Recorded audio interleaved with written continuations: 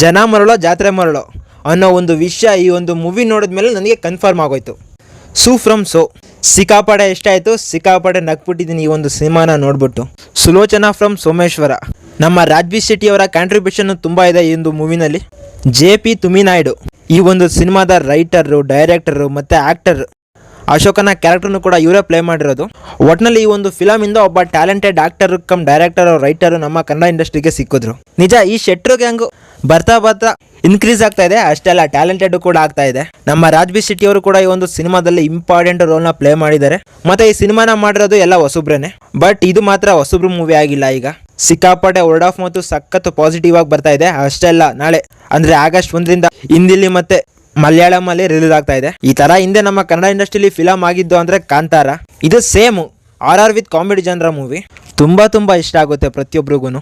ಮತ್ತೆ ಇದರಲ್ಲಿ ಬ್ಲೆಂಡ್ ಮಾಡಿದಂಥ ಕಾಮಿಡಿ ಕೂಡ ಯಾವುದೇ ಆರ್ಗ್ಯಾನಿಕ್ ಆಗಿರಲಿಲ್ಲ.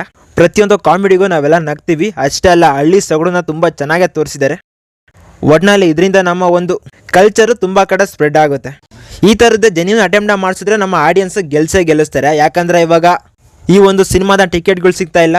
ಅಷ್ಟೆಲ್ಲ ಬೇರೆ ಲ್ಯಾಂಗ್ವೇಜ್ ಅವರು ಕೂಡ ಈ ಒಂದು ಸಿನಿಮಾನ ನೋಡಿ ತುಂಬ ಮೆಚ್ಕೊತಾ ಇದ್ದಾರೆ.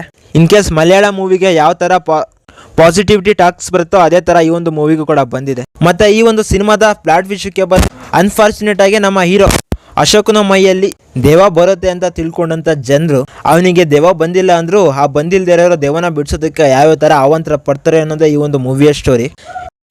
ಇಂಟರ್ವೆಲ್ಲು ಪರ್ಫೆಕ್ಟ್ ಆಗಿದೆ. ಅಷ್ಟೆಲ್ಲ ಇದರ ಕ್ಲೈಮ್ಯಾಕ್ಸು ಮತ್ತು ಪ್ರೀ ಕ್ಲೈಮ್ಯಾಕ್ಸು ಕೂಡ ಅಷ್ಟೇ ಪರ್ಫೆಕ್ಟಾಗಿ ಬರ್ಕೊಂಡಿದ್ದಾರೆ. ಲಾಸ್ಟಲ್ಲಿ ಒಂದು ಗಟ್ಟಿಯಾದಂಥ ಮೆಸೇಜ್ನ ಕೊಟ್ಟಿದ್ದಾರೆ. ಇನ್ನು ರೈಟರು, ಡೈರೆಕ್ಟರು ಮತ್ತು ಆ್ಯಕ್ಟರ್ ಆದಂಥ JP ತುಮಿನಾಯ್ಡು ಮಾತ್ರ ಪರ್ಫೆಕ್ಟ್ ವರ್ಕು.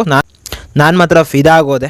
ಇನ್ನು ರವೀಣ್ಯ ಆಗಿ ಶನಿಲ್ ಗೌತಮ್ ಅವರು ಸಖತ್ ಆ್ಯಕ್ಟ್ ಮಾಡಿದ್ರು. ಈ ಒಂದು ಕ್ಯಾರೆಕ್ಟರ್ನ ಎಲ್ಲರೂ ಇಷ್ಟಪಡ್ತಾರೆ. ಅಷ್ಟೇ ಅಲ್ಲ, ಮಿಕ್ಕಿರೋರು ಎಲ್ಲರೂ ಕೂಡ ಹೊಸದಾಗಿ ಆ್ಯಕ್ಟಿಂಗ್ ಮಾಡ್ತಾಯಿದ್ರು ಕೂಡ ಪರ್ಫೆಕ್ಟಾಗಿ ಆ್ಯಕ್ಟಿಂಗ್ನ ಮಾಡಿದ್ದಾರೆ. ಇದೇ ಥರ ಇವಾಗ ನಮ್ಮ ಸ್ಯಾಂಡಲ್ವುಡ್ಡಲ್ಲಿ ಮಹಾವತಾರ್ ನರಸಿಂಹಗೂ ಒಳ್ಳೆ ಟಾಕ್ ಇದೆ. ಅಷ್ಟೆಲ್ಲ ಇವಾಗ ಬಂದಿರೋ ಸೂ ಫ್ರಮ್ ಸೋಗೂ ಕೂಡ ಒಳ್ಳೆ ಟಾಕೇ ಇದೆ. ಒಟ್ನಲ್ಲಿ ಇವೆರಡು ಸಿನಿಮಾಗೂ ಕೂಡ ಯುನಾನಿಮಸ್ ಪಾಸಿಟಿವ್ ಟಾಕ್ ಬಂದಿದೆ. ಅಷ್ಟೆಲ್ಲ ಇದೊಂಥರ ಸ್ಪ್ರೆಡ್ ಆಗ್ತಾ ಇದೆ ಆಲ್ ಓವರ್ ಇಂಡಿಯಾ. ನೋಡೋಣ ಇವೆರಡು ಜಾತ್ರೆ ಎಲ್ಲಿವರೆಗೂ ಹೋಗಿ ನಿಂತ್ಕೊಳ್ಳುತ್ತೆ ಅಂತ. ಹೋಗ್ತಾ ಇವೆರಡು ಸಿನಿಮಾಗಳು ತುಂಬ ದೊಡ್ಡದಾಗಿ ಬೆಳ್ಕೊಂಡು ಹೋಗ್ತಾ ಇದ್ದಾವೆ. ಅದರಲ್ಲೂ ಸೂ ಫ್ರಮ್ ಸೋ ಈ ಒಂದು ಮೂವಿ ಈ ರೇಂಜಿಗೆ ಸಕ್ಸಸ್ ಆಗುತ್ತೆ ಅಂತ ಯಾರೂ ಎಕ್ಸ್ಪೆಕ್ಟ್ ಮಾಡಿರಲಿಲ್ಲ. ಅಷ್ಟೆಲ್ಲ ಈ ಮೂವಿ ರಿಲೀಸ್ ಆಗೋದಕ್ಕೂ ಮುಂಚೆ ಈ ಮೂವಿ ಯಾವುದು ಅಂತಲೂ ಗೊತ್ತಿರಲಿಲ್ಲ ಎಲ್ಲರಿಗೂ. ಅದನ್ನೇ ಹೇಳೋದು content is the main king ಅಂತ. ನೀನು 100 ಕೋಟಿ ಬಜೆಟ್ ಹಾಕಿದ್ರೆ ಪ್ಯಾನ್ ಇಂಡಿಯಾ ಫಿಲಮ್ ಆಗೋದಿಲ್ಲ. ನಿನ್ನ ಫಿಲಮಲ್ಲಿ ದೊಡ್ಡ ಆಕ್ಟರ್ಗಳು ಆಕ್ಟ್ ಮಾಡಿದ್ರೆ ಪ್ಯಾನ್ ಇಂಡಿಯಾ ಫಿಲಮ್ ಆಗೋದಿಲ್ಲ. ನಿನ್ನ ಸ್ಟೋರಿಲಿ ಮತ್ತು ರೈಟಿಂಗಲ್ಲಿ ಪಕ್ಕ ಇದ್ದರೆ ಅದು ಪ್ಯಾನ್ ಇಂಡಿಯಾ ಮೂವಿ ಆಗೋ.